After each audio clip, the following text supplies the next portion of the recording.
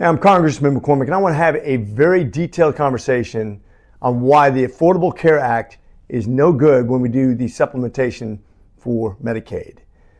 What it's going to do is simply address an increase in premiums, which is going to happen regardless if we do the $1.5 trillion extra spending or not. Instead of going to 18% of an increase in premiums, it's only going to be 14%, but only for 7% of the people. So in other words, only a small number of people will be affected by it, and only by 4% difference.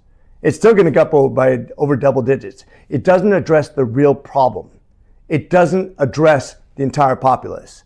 We are getting absolutely gouged by the insurance premiums. You know it and I know it. You know, when you go to the ER, a third of the times they deny your coverage and you get a surprise bill in the mail, even though that's already been addressed by a law already. You already know that you don't get your entire bill paid for so many times. We have a significant problem we're not addressing by just giving them more subsidies. That money is getting stuffed in the pockets of those big insurance companies that are making record profits, and then they're stuffing the pockets of politicians to make sure this continues. It's time to have real solutions for healthcare. This increase in supplementations or to sustain it doesn't fix the problem. Let's have a realistic conversation about the future of healthcare. Here's the solution. What is your idea? Well, first of all, if you don't know what a health savings account is, it basically means we're setting aside some money that you can use to pay cash for something that otherwise would be covered by your insurance. When insurance is used to pay for something, it's the most expensive way because they always mark it up. Any hospital system, any pharmaceutical that you go and buy things, they always mark it up when you use your insurance company. So a health savings account, an HSA, would pay basically cash out of that for a lower price. That's why the silver and gold plans for insurance companies are basically a ripoff. You wouldn't use your car insurance to change your car oil or a blinker or anything goes wrong with your car, your brake changes, things that are normal maintenance. Yet that's how we use health insurance. When you used it for your car to change your oil, it would cost $1,000 instead of $100.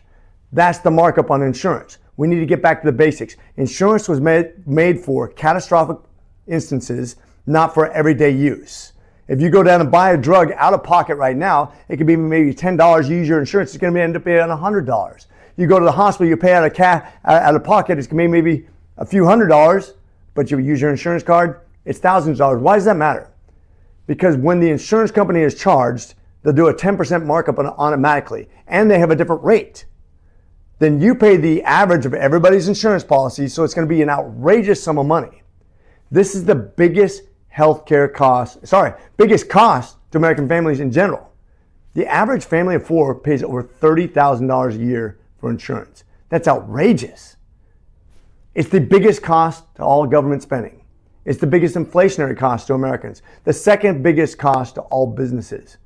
The time to do something is now. Hopefully this week we do something very relevant to this, that we actually use health saving accounts with catastrophic coverages. That's like a bronze plan for those of you who aren't keeping up on this. We have a lot of ideas, but what we're doing right now is definitely not working. We need to compete with the Affordable Care Act since we can't repeal and replace. That's the future of healthcare. That's the best we can do right now. Tune in for more details and more ideas in the future.